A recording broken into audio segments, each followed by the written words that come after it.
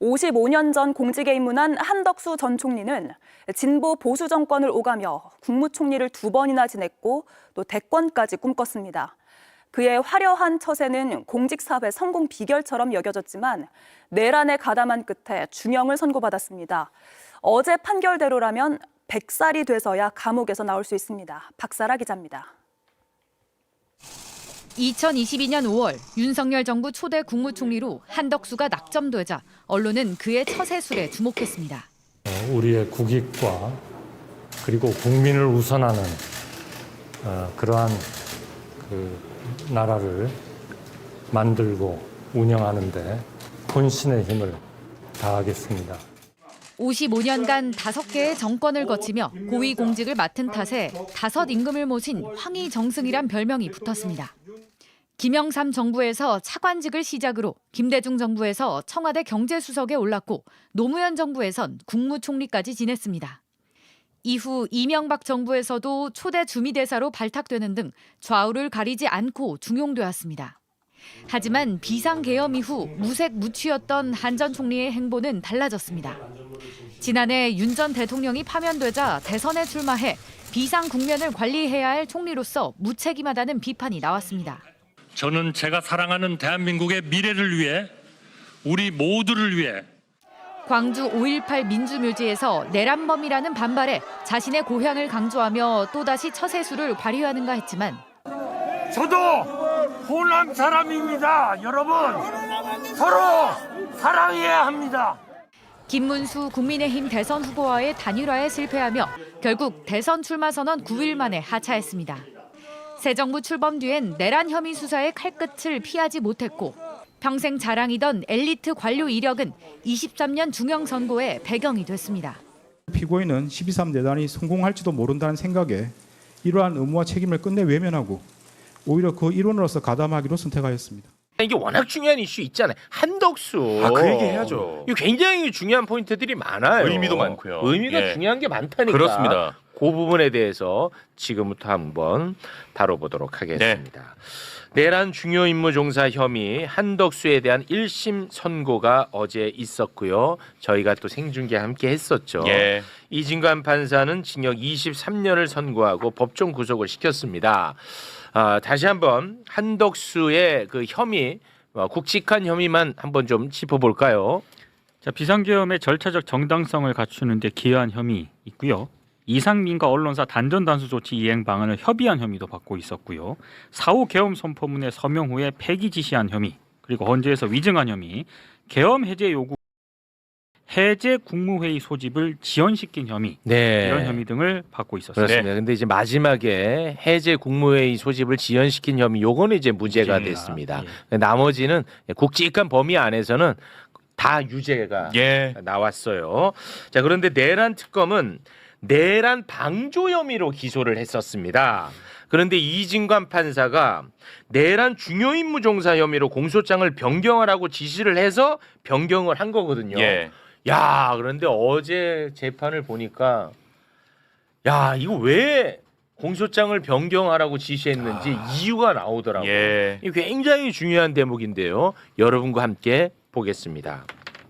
처음 기소된 내란 우물의 방조 혐의는 범죄로 성립할 수 없습니다. 내란죄는 필요적 공범으로서 관여자의 의사 방향이 일치하는 집합범이므로 내부자들 사이에서는 각자 수행한 역할에 따라 우두머리, 지휘자, 중요임무 종사자 등으로 처벌될 뿐 방조범에 관한 형법 총칙 규정이 적용될 여지가 없습니다. 따라서 내부자에 해당하는 피고인에게는 형법 총칙에 규정되어 있는 형법 32조에 따른 방조범이 성립할 여지가 없으므로 내란 우두머리 방조 공소사실은 범죄로 되지 않을 때 해당하게 됩니다. 네, 이게 좀 말이 좀 어려운데 제 언어로 제가 받아들이기로는 이렇게 받아들였거든요. 내란이라는 범죄 자체는 혼자서 할 수가 없다. 그래서 내란범들이 다 함께 힘을 합쳐야 되고 각각 자기 역할을 수행할 때만이 내란 범죄를 저지를 수가 있다. 그렇기 때문에 내란 방조라는 것은 범죄로서 이거는 있을 수가 없다. 저는 이렇게 들었는데 맞나요? 정확해요. 정확합니까? 정확한 이해예요. 변호사 해도 되겠습니다. 진짜 쉽게 풀어주네. 근데 왜 그 내란 방조 혐의로 기소했어? 처음에 저는 그 내란 특검에서 방조를 기소했을 때 저도 갸우뚱했어요. 아, 그랬나요? 방조 이거 좀 이상한데. 아니 웬 방조? 근데 역시나 이제 재판 초기에 한 서너 차례 했을 때 바로 재판부에서 공소장 변경 권고가 나왔죠. 맞습니다. 그러니까 네. 사실은 처음부터 주요 임무 종사자가 그게 법리적으로도 그렇고 사실적으로도 자연스러운 거예요. 네. 방조 보면 영 이상해. 그럼 만약에 판사가 내가 볼 때는 내란 방조 혐의로는 이게 법리 구성이 안 되는데 네. 그렇게 생각하고 있어요.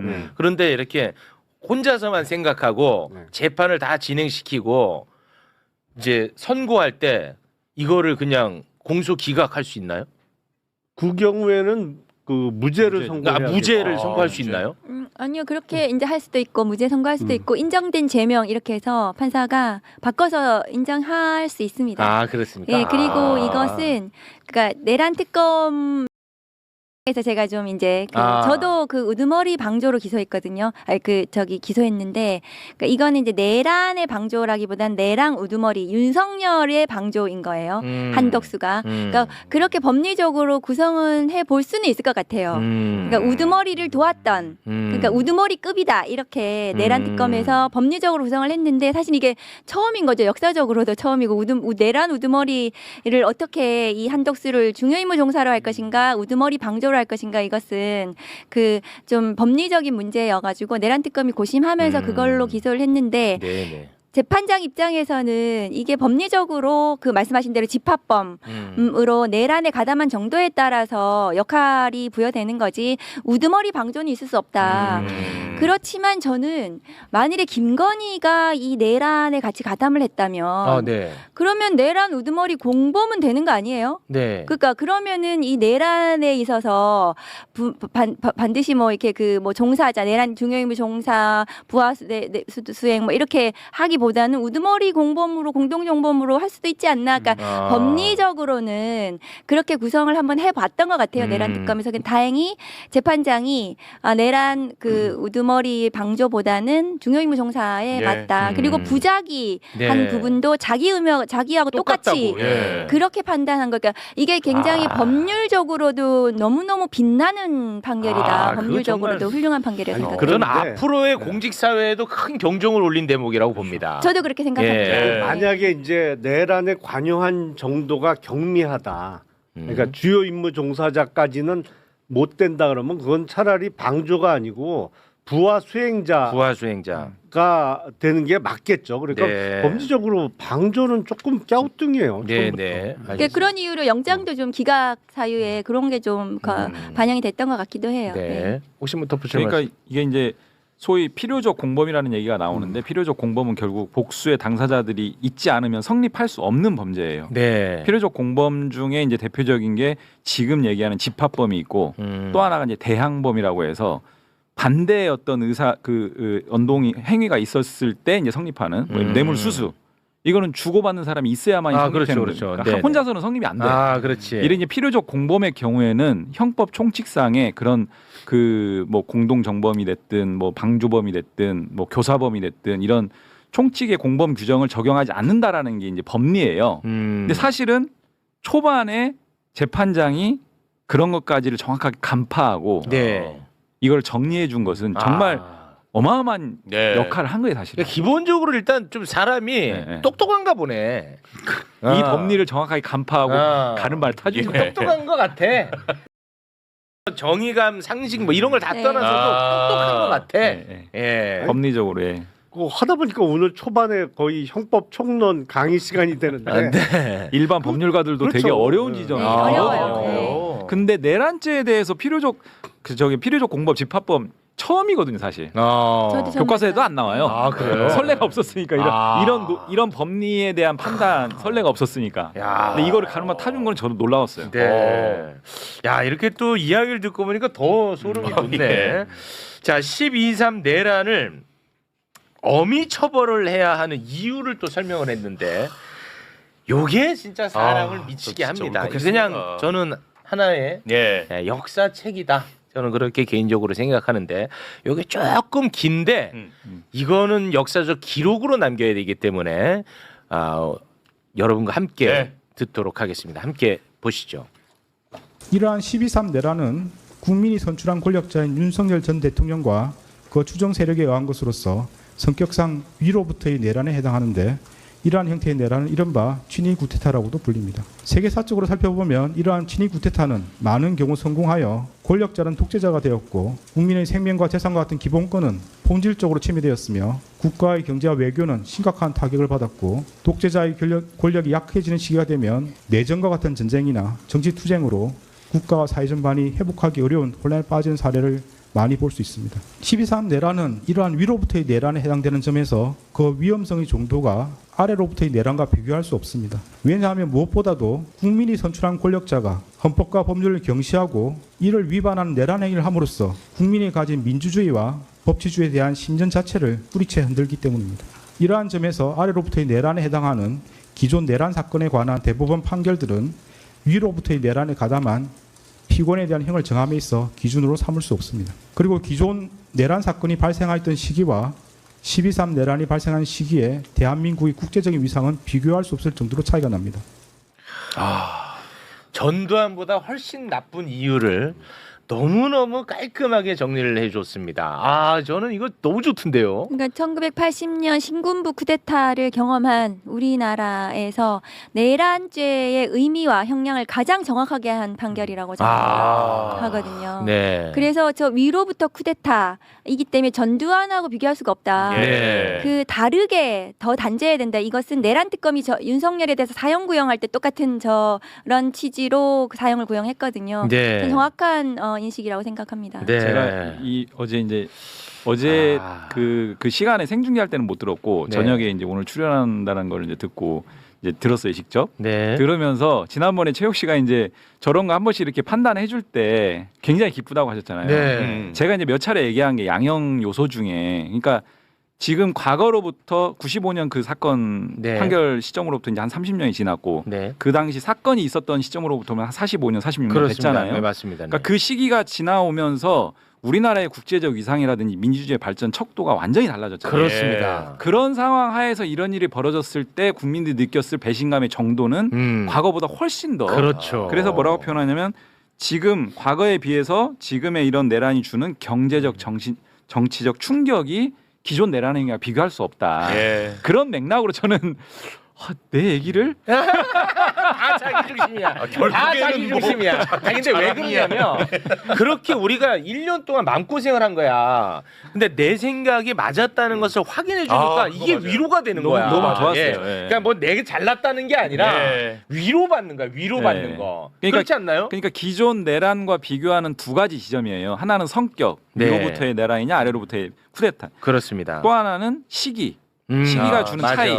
그래서 과거에 이제 이 내란 중요인물 종사 노태우 같은 경우는 17년 확정됐거든요. 네. 23년 구형보다 더 8년을 보태가지고 네. 굉장히 엄중한 선례를 남긴 근데 거죠. 제가 이 15년 구형에 대해서 진짜 부들부들 떨었던 사람이잖아. 전 총교랑 비교하면서. 근데 제가 솔직히 진짜 조롱을 많이 당했어요.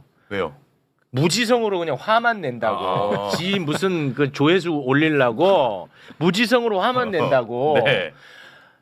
전두환이라고 하는 판례가 존재하는데 저렇게 무식하게 분노만 자극한다고 조롱을 진짜 많이 받아서 제 카톡으로 엄청나게 오는 거야. 그런 것들이. 근데 이렇게 다 확인받으니 내가 얼마나 그러니까 내가 잘났다는 게 아니라니까. 내가 생각이 틀리지 않았다는 걸 확인받고 위로받는 게 이게 행복하다는 겁니다. 예, 검사님. 다 자기 중심으로 생각하는 거야 지금.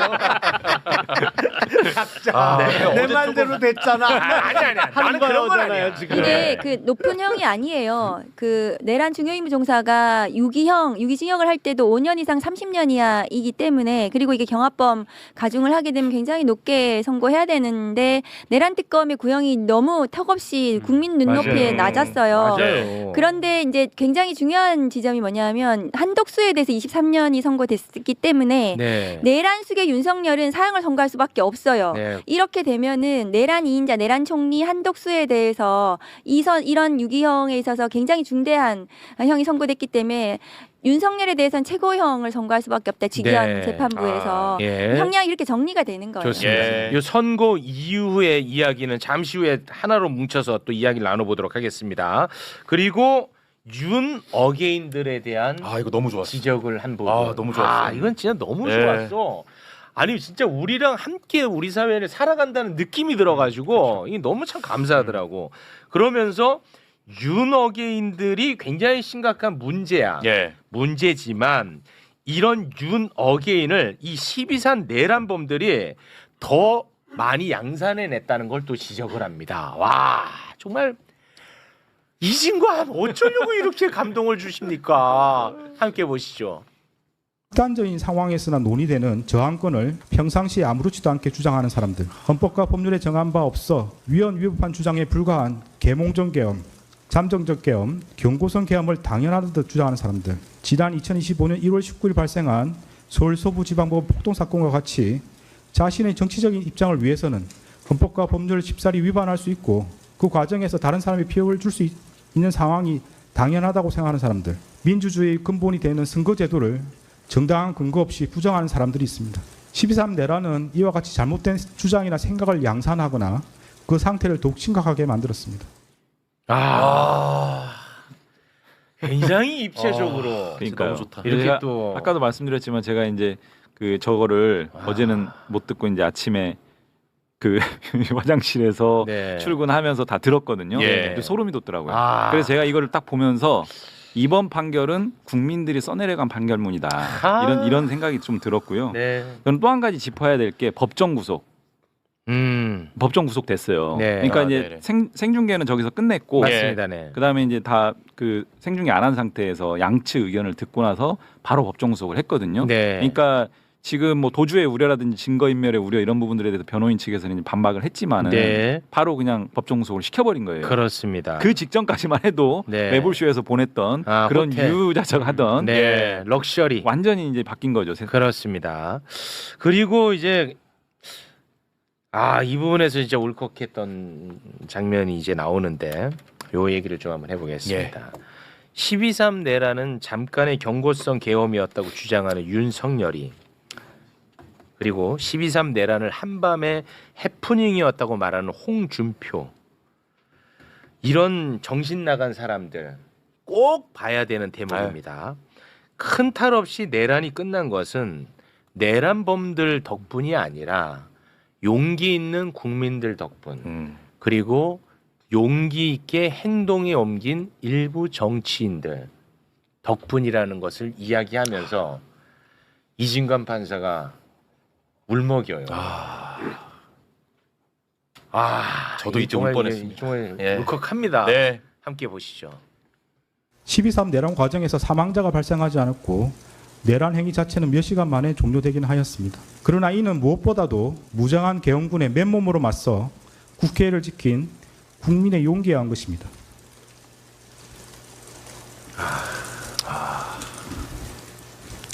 이에 더하여 이러한 국민의 저항을 바탕으로 신속히 국회에 진입하여 비상계엄 해제 요구안을 의결한 일부 정치인들의 노력, 대한민국 역사에 있었던 내란의 암울한 기억을 상기하면서 위법한 지시와 명령에 저항하거나 혹은 어쩔 수 없이 이를 따르더라도 소극적으로 참여한 일부 군인과 경찰 공무원의 행동에 의한 것입니다.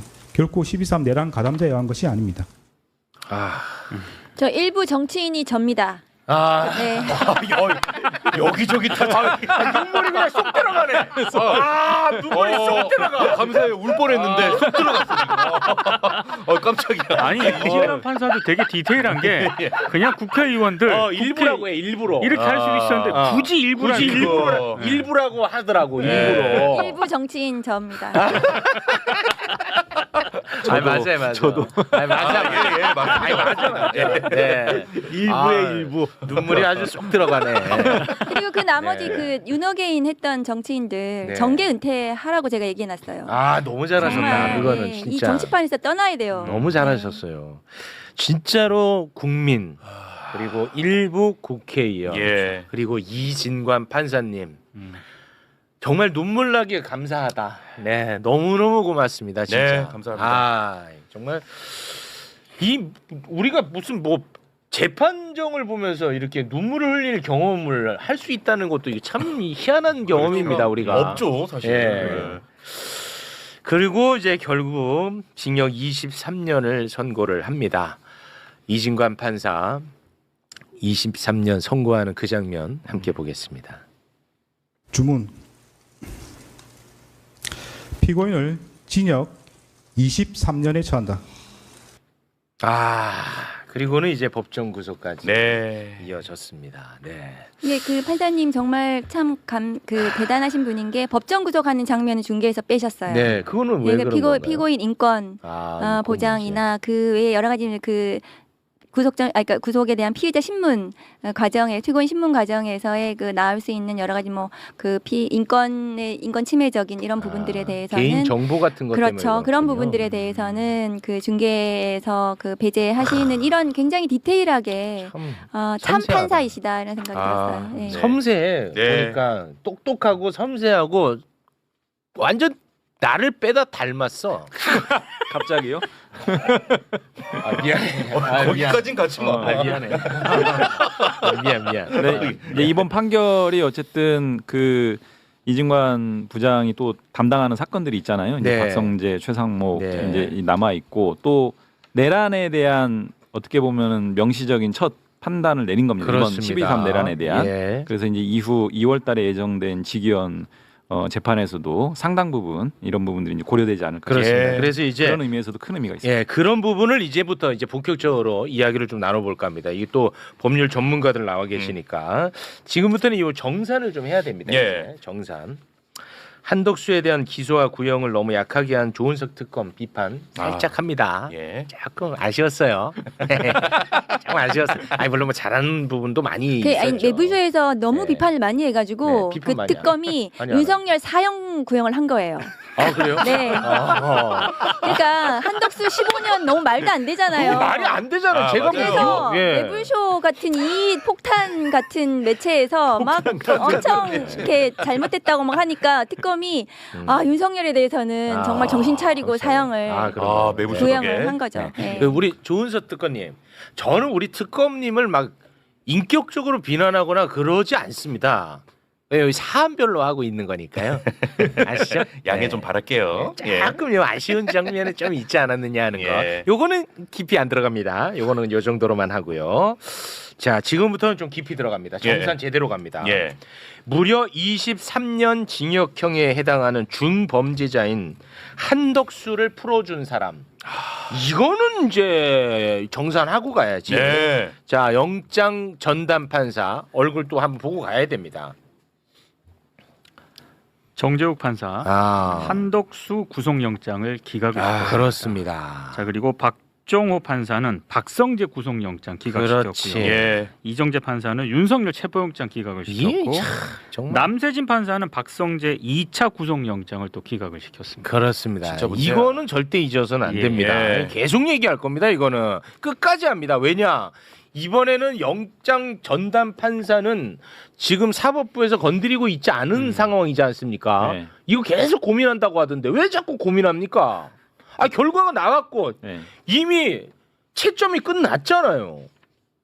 영장 전담 법관을 바꾸든지 지금 네. 이제 내란 전담 재판부가 구성이 되고 네. 그 법에 따르면 영장 전담 법관도 새롭게 다시 그럼. 구성하도록 했거든요. 예. 그래서 바꿔야 됩니다. 지금 2차 종합특검이 지금 출범하게 되면은 그렇습니다. 제가 검사 생활하는 동안 징역 23년 선고되는 사건을 불구속 상태에서 재판받는 거를 본 적이 없어요. 본 적 없죠? 네, 이건 아마 역사상으로도 없을 겁니다. 봐봐, 이 본 적이 저 없지. 전담 법관은 정말 큰 과오예요. 저것은 잘못입니다. 예. 네. 이미 이제 채점이 끝났잖아. 그렇죠. 그럼 정산을 해야 될 거 아닙니까, 검사님? 아니 그리고 수사 과정에서의 구속에 관한 형평성을 보더라도 이상민 전 장관은 진작에 구속이 됐잖아요. 구속됐죠. 근데 한덕수, 박성재 피의자는 왜 불구속인지가 잘 설명이 이해가 안 돼요. 잘 예. 이해가 안 돼 이게. 설명이 안 중간에 돼요. 아니, 뭐 기준이 뭐야 도대체 기준이. 네. 그건 명확해야 될 거 아니에요. 행위로 보잖아요. 네. 박성재가 한 행위가 더 많아요. 그렇죠. 이상민 전 이상민보다 장관보다 더 많죠. 행위가 훨씬 네. 많아요. 네. 이 말이 안 되잖아요. 이 채점이 끝난 거면 이거 좀 뭐 정산을 해야 될 거 아니야. 근데 아직도 이건 고민하고 있대. 사법 이건 문제 심각합니다. 예. 자, 그리고 23년 징역형에 해당하는 내란 범죄자와 공동 정부를 꾸리려고 했던 자가 있다면 네. 그 자를 용서하면 되겠어. 누구야 그 자? 용서할 수 없잖아. 그 자 나와. 한동훈 나와. 한동훈 이래놓고 뭘 자꾸 본인이 내란과 싸운다고 얘기를 해. 23년 구속되는 한덕수 내란범하고 공동정부를 꾸리려고 했었다니까. 네. 와. 그걸 떠나서 저 12월 8일 기자회견 내용 자체가 우리 헌법에 어떠한 근거도 없는 사실상의 쿠데타예요. 그렇습니다. 그렇잖아요. 네. 아니, 대통령이 내란을 일으켰어. 그러면 그 대통령을 일단 탄핵소추하고 그리고 나서 뭘 진행하는 거지. 바로 그 전날인 12월 7일 날 당시 국민의힘 의원들이 표결에 참여 안 해서 네. 탄핵소추안이 기각이 됐잖아요. 그렇습니다. 그리고 그 바로 다음 날 한동훈 당시 당대표하고 한덕수 국무총리하고 이제부터 이 정부는 우리 둘이 공동으로 운영해 나갑니다라는 취지로 기자회견을 한 거잖아. 예. 아니 우리 헌법에 그런 내용이 어딨냐고 세상에. 말도 안 되고. 그거 자체가 헌법 파괴지. 그리고 내란 바로 다음 날 12월 4일 그 얘기 또 한번 해주셔야죠. 그 12월 4일에 당정대 회의가 열리거든요. 네. 삼청동 그 국무총리 공간에서 그때 뭐 한동훈 당시 위원장하고 나경원 의원 등이 참석을 하는데 보도가 되긴 했습니다만 그때 결론이 일단 군경 그다음에 김용현한테 책임을 떠넘기고 윤석열은 이른바 선을 긋는 그런 식으로 이제 내부 논의가 됐다라는 네. 그런 보도가 나왔었어요. 근데 뭘 본인이 내란을 근데 여기에 대해서 나경원과 한동훈은 단 한 번도 입장을 제대로 밝힌 적이 없습니다. 뭐야? 원래 좀 얍삽해요. 깔끔하게 정리하죠. 당시에 이재명 그 민주당 대표가 일반 국민의 시각에서 보면 내가 뭔데, 네가 뭔데 이런 말을 하느냐 뭐 이런 식으로 얘기하고 헌정 질서를 파괴한 또 다른 쿠데타다. 이 지금 공동정부 그 발표하는 거에 대해서 네. 우원식 의장도 대통령 직무가 정지되지 않은 상황에서 대통령의 권한을 총리와 여당이 공동 행사하겠다는 것은 명백한 위헌이다. 네. 이렇게 명확하게 밝혔어요. 네. 그리고 사실은 한동훈이 제대로 된 그 검사 이력을 가진 법률가였다면 네. 지금 23년 나올 내란 중요임무 종사자라는 것을 인지를 못했을까? 못했으면 못한 대로 했어도 다 문제인 거예요. 다 문제야 이래저래. 그래서 지금 이제 뭐 국민과 함께 민주주의를 지키겠습니다 이런 글을 올려가지고 네. 하도 열받아가지고 제가 페북에다가 저렇게 좀 일가를 했습니다. 자, 이거 한동훈의 페북 네. 국민과 함께 민주주의를 지키겠습니다. 뭘 지켜? 내란범이랑 지키려고 했잖아. 뭔 소리를 하는 거야 한동훈 씨. 아니, 근데 사건의 흐름을 이렇게 쭉 놓고 보면 12월 3일 내란이 실패로 돌아갔어요. 근데 그때 직후에는 윤석열이 나 이선으로 후퇴할 테니 네가 해. 하니까 12월 7일 날 탄핵에 반대했어. 네. 그래서 12월 8일 날 이제부터 나하고 여기 있는 총리하고 이제 맡아서 잘 해보겠습니다 했는데 가만 보니까 그 다음부터 윤석열의 태도가 바뀌었어. 야 내가 왜 물러나? 그렇지. 이렇게 그러니까 그래?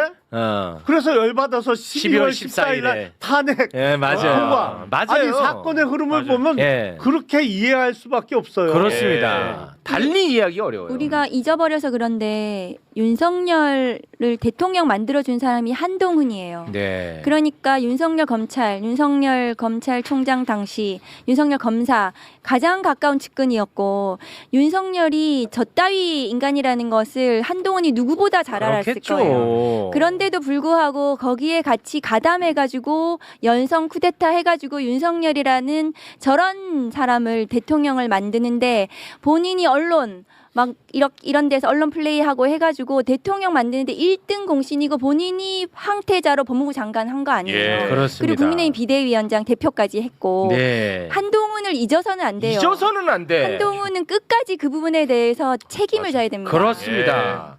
자, 시간이 없어서 정산 또 할 사람들이 또 있거든요. 빨리빨리 하겠습니다. 친위 쿠데타에 가담한 내란 범죄자 한덕수를 예. 대통령을 만들기 위해서 대선 후보 바꿔치기 쿠데타를 시도한 혐의자들. 예. 요 사람들도 이제 정산 대상자들입니다. 자, 먼저 대표적 정산 대상자 올려주시기 바랍니다. 자, 바로 후보 교체 쿠데타에 가담한 혐의자 권영세가 이제 당시 비대위원장, 당 대표지. 예. 그리고 권성동이 당시 원내대표. 그렇습니다. 자, 그리고 이 후보 바꿔치기 쿠데타에 가담한 또 핵심 인물이 또 있는데 이 사람 이름이 잘 안 나와. 예. 자, 올려주시고요. 자, 이양수 국민의힘 의원이고 당시 이제 선거관리위원장이었죠. 그렇습니다. 예. 그래서 이자의 명의로 후보자 취소.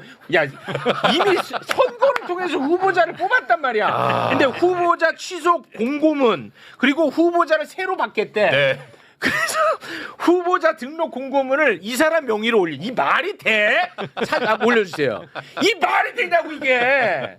저 공고를 올린 시간이 또 중요하지. 그게 중요합니다. 이렇게 한 다음에 이 코미디인데 제출 기간은 새벽 3시부터 4시까지만 받을 수 있다. 근데 내야 되는 제출 서류가 32개야. 이때는 문 다 닫아갖고 준비도 못해. 네. 근데 기적이 발생합니다. 한 사람이 등록을 합니다. 그 등록 서류 공개합니다. 한덕수. 저 사진 봐봐, 너무 웃겨. 저 공고가 새벽 2시 반에 떠요. 해맑게 웃고 있는 한덕수. 야, 이거 웃기다니까요. 이게 사람을 이게 2시 반에 뜨고 3시 20분에 제출해요. 예, 10,000원 내고. 와, 대단합니다. 와, 한 명. 당시 김문수 후보 측도 저런 게 발생할까봐 준비하고 대기하고 있었다는 거잖아요. 근데 그 실무 담당자가 물어봤대. 오늘 혹시 뭐 하냐 그랬대. 오늘은 그런 거 없어요. 그래갖고 잤다는 거야. 잤는데 자는 동안에 끝나버렸어. 접수가 그냥. 와. 저런 허접한 정당은 해산해야 돼요. 해산해야 돼. 없애야지. 저희 1960년 자유당 때도 아니고 일어나서는 안 되는 일들을 저런 짓을 하고 아직도 국민의힘 의원들 나와가지고 뭐 내란 몰이라고 대단합니다. 선동하고 정말 약간 말이 안 됩니다. 쿠데타가 이제 DNA처럼 몸에 박혀 있는 정당 같아요. 네. 막 바꿔버리고 후보를 그냥 바꿔버리고. 맞아요. 그리고 쿠데타가 실패하니까 요 쿠데타로 또 맞아요. 시도한 네. 거예요. 되게 어안이 벙벙했는데 우리 정산해야 될 것 중에 하나가 또 국민의힘 정당이 있습니다. 그 자체. 맞아요. 오늘 또 오늘인지 어제인지 성명이 나왔는데 네. 1심 판결 존중하지만 네. 최종 확정 판결까지 보겠다. 보라 그래요. 그러니까 이에서 이런 방구 지금 뭐가 이게 그 자신들의 어떤 잘못이나 이런 것들에 대한 인정이 전혀 없어요. 그렇습니다. 여전히 예. 그런 부분들은 강하게 좀 질타를 해야 됩니다.